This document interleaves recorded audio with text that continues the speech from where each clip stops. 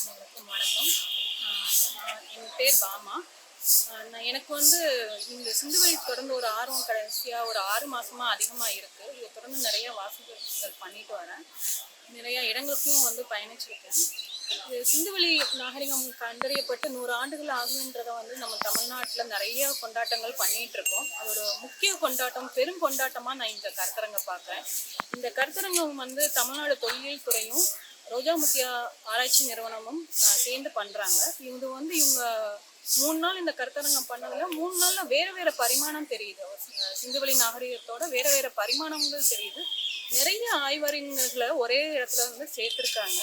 அப்போ ஒரு நாகரிகன்ற போது ஒரு தொல்லியல் பார்வை மட்டும் போதுமா, இல்ல ஒரு மரபணுவியல் பார்வை மட்டும் போதுமா அப்படின்னு நம்ம எதையுமே குறிப்பிட்டு சொல்ல முடியாது. ஏன்னா நம்ம நாகரிகத்தை தெரிஞ்சுக்கணும்னா பல்வேறு துறைகளோட அறிஞர்கள், ஆளுமைகள் இதை சேர்ந்து வேலை செய்ய வேண்டியது இருக்கு.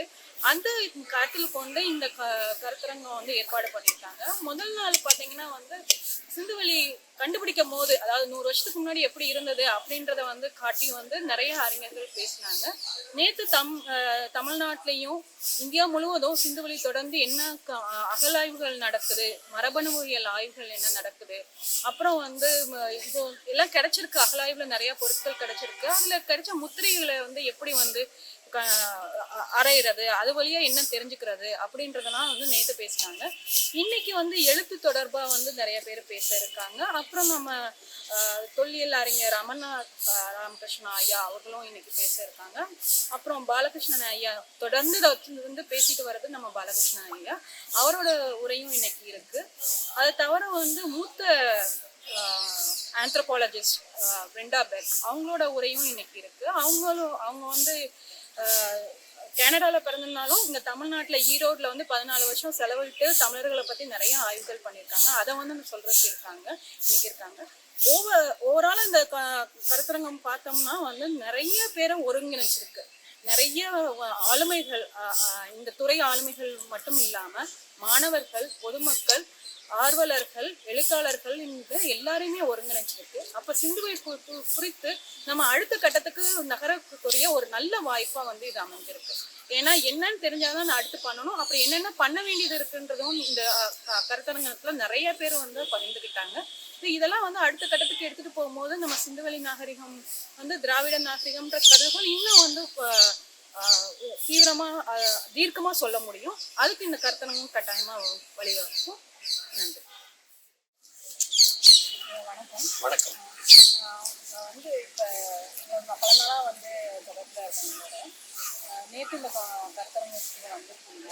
இது தொடர்ந்து நீங்க இது மட்டும் இல்லாம சிந்துவெளி நிறைய வாசிப்பு நிறைய இருக்கு. ஒரு புத்தகம் கூட எழுதியிருக்கீங்க.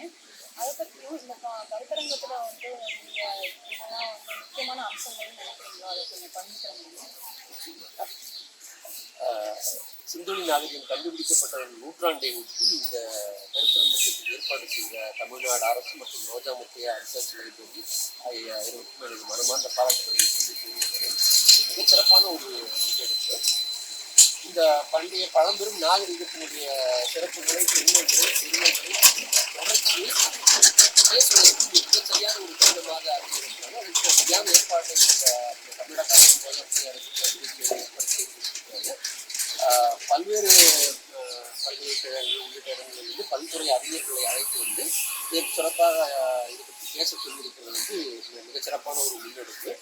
பேசக்கூடிய அறிஞர்களை ஏராளமான தரவுகளை தொகுத்து மிக எளிமையான முறையிலே அனைவரும் புரிந்து கொள்ளக்கூடிய வகையிலே விளக்கி சொல்வது அனைவருக்கும் பயனுள்ளதாக இருக்கிறது. குறிப்பாக மாணவர்கள் அதிக எண்ணிக்கையில் இதில் பங்கு பெறுவது மிகவும் மகிழ்ச்சி அளிக்கக்கூடியதாக இருக்கிறது. ஏன்னா அடுத்த தலைமுறைக்கு இதை கொண்டு செல்ல வேண்டியவர்கள் அவர்கள் தான். ஆகவே அவர்களை சென்றடைவதிலே இந்த முயற்சி மிகச்சிறப்பாக வெற்றி பெற்றிருக்கிறது என்று சொல்லலாம். இன்றைக்கு 3வது நாள் கருத்தரங்கம் இதை போலவே மிகவும் பயனுள்ளதாக இருக்கும் என்று நிச்சயமாக நம்புகிறேன். இது ஏற்பாடு செய்த அனைவருக்கும் எனது நன்றியை சொல்லிக் கொள்கிறேன். நீங்கள் ஏற்கனவே குறிப்பிட்டது மாதிரி இது தொடர்பாக தொடர்ந்து வாசித்தும் எழுதியும் கொண்டு வந்திருக்கிறேன்.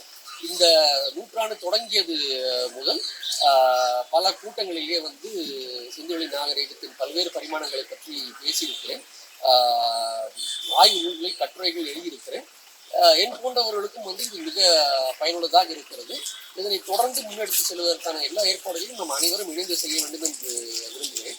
குறிப்பாக இன்றைய அரசியல் சூழலில் இந்த சிந்துவெளி நாகரிகத்தின் அடையாளத்தையே சிதைக்கக்கூடிய ஒரு போக்கு முன்னெடுக்கப்படுவதை நாம் காண்கிறோம். வருத்தம் தரக்கூடிய அந்த போக்கு.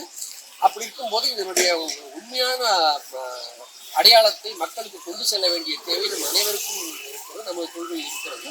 அதை நாம் அனைவரும் இணைந்து செய்ய வேண்டும் என்று சொல்லிக்கிறோம். நன்றி, வணக்கம்.